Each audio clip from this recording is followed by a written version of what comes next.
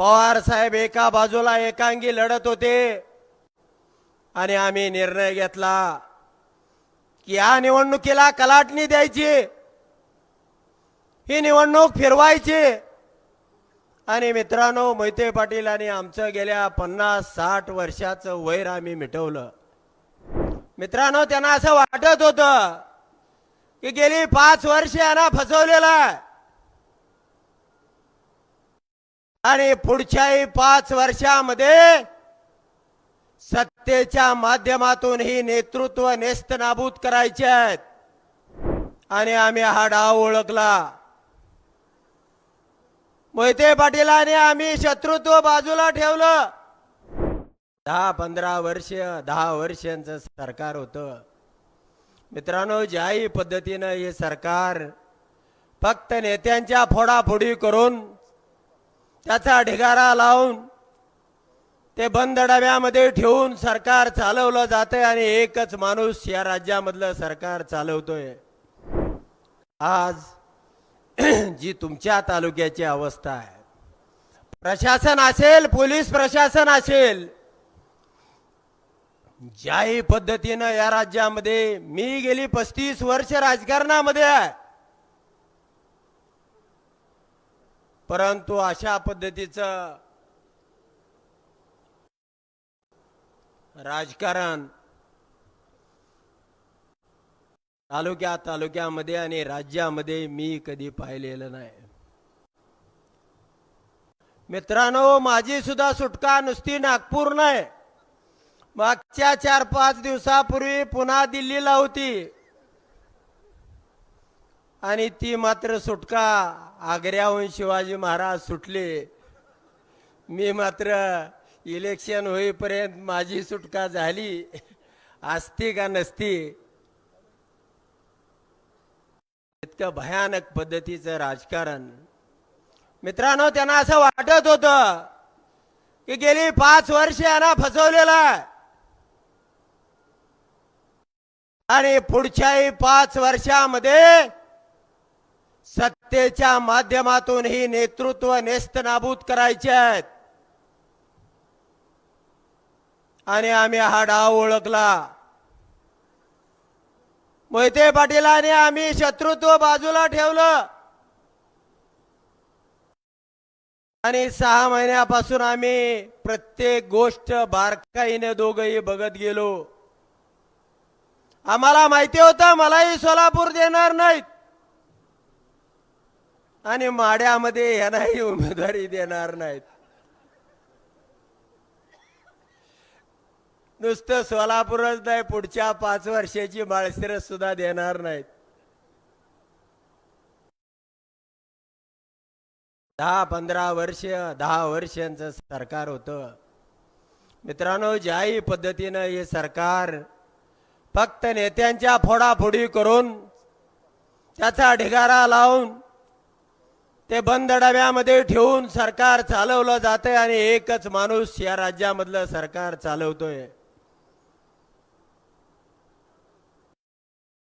म्हणून ज्यावेळी साहेबांकडून अजितदादा उपमुख्यमंत्री व्हायचे त्यावेळेला अजितदादांचा रुबाब आणि अजितदादाची दादागिरी आज कुठं आहे?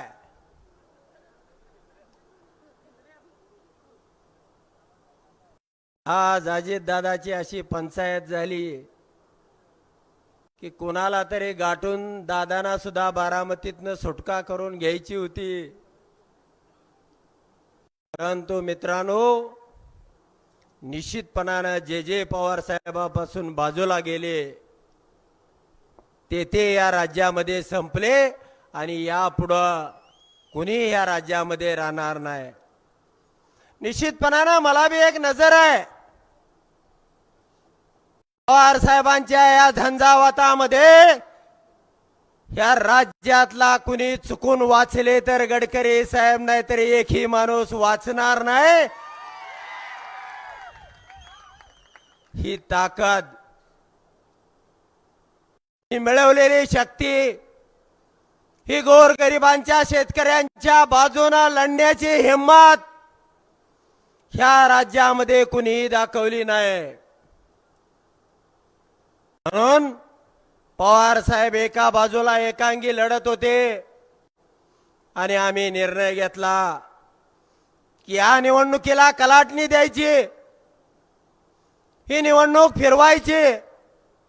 आणि मित्रांनो, मोहिते पाटील आणि आमचं गेल्या 50-60 वर्षाचं वैर आम्ही मिटवलं. गावागावातल्या लहान थोर कार्यकर्त्यांनी आम्हाला सांगितलं की पवार साहेब एकांगी लढतायत, समान एवढी निवडणूक तरी तुम्ही बरोबरीने लढलं पाहिजे, पवार साहेबांना साथ दिली पाहिजे. आणि निश्चितपणाने मित्रांनो, ज्यांना ज्यांना असं वाटत होतं की मोहिते पाटील गेल्यानंतर जानकर हे कायमच आपल्याला तुबलायला सापडतील, गेली 10 वर्ष जसं वापरतोय तसंच आपल्याला वापरता येईल.